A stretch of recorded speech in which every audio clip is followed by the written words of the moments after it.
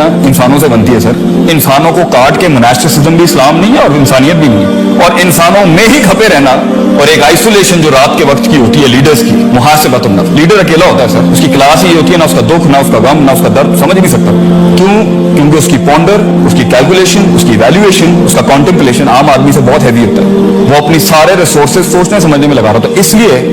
इसलिए लीड कर सकता है क्योंकि इसके पास ट्रबल शूटिंग का फन बहुत ज्यादा है, प्रॉब्लम डायग्नोसिस का फन बहुत ज्यादा है, फील्ड को समझता है वो, फील्ड की हर किस्म की प्रॉब्लम्स का इतना बड़ा एक्सपोजर उसने लिया होता है बनिस्बत उसके मुकाबले में जिसे अपनी जिंदगी खाने पीने पार्टी तफरीह में लगी हुई है। और हक भी यही है कि ऐसे शख्स, और क़यामत की निशानी एक ही है कि लोग जिन्होंने वक्त लगाया होता है ना फील्ड के अंदर, उनकी अहलियत होती है, वो डिजर्व कर रहे होते हैं स्टेज, उनको उतार के ना नाअहल के हाथ में रख देंगे सीट कि तू चला। That's one of the worst thing with potential and professionalism that you can do, कि आप एक गैर अहल को उस जगह पे खड़ा करते हैं। So in short, मैं अपनी बात को खत्म करता हूँ, काफी कॉन्सेप्ट्स खोले हैं मैंने, let's wrap it up. My first question for you to ask yourself and the world: failure कितना है? Second, what did you learn out of? सीखा क्या आपने?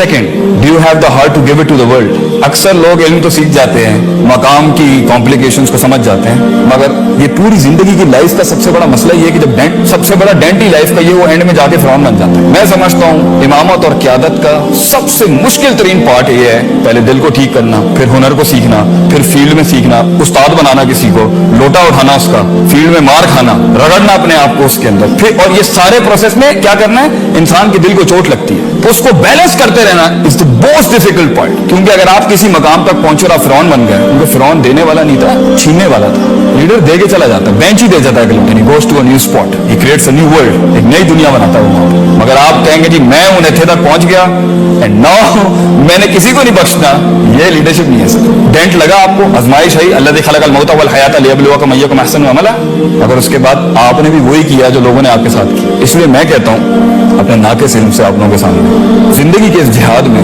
अपने आप को पहचानने में, अपने नफ्स को जानने में, इस दुनिया को जानने में और कुछ बनाने में इंसान रहिएगा सर।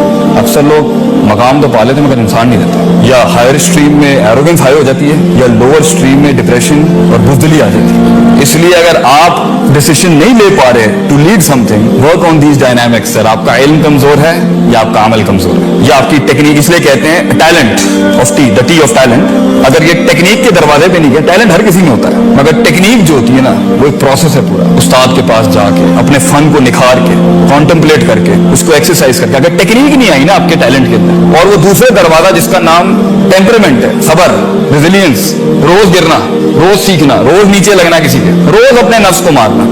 अगर इंसान का टैलेंट किसी भी फील्ड का, एक शेफ ही क्यों ना हो, अगर टेक्निक और टेम्परामेंट के दरवाजे से नहीं गुजरा ना, तो फिर वो एक और टी में चला जाता है, इसे टॉयलेट कहते हैं, और कहीं एंड नहीं होता वो। दिस इज द फिक ऑफ टी, this is the jurisprudence of टीज आई वुड से। और ये जिंदगी के अंदर ये लर्निंग और ये एक्टिविटी, कॉन्शियसनेस, ये क्लेंजिंग, ये diversity, contemplation, certainty, consistence, fighting doubts and desire, ये सर मौत तक खत्म नहीं होती।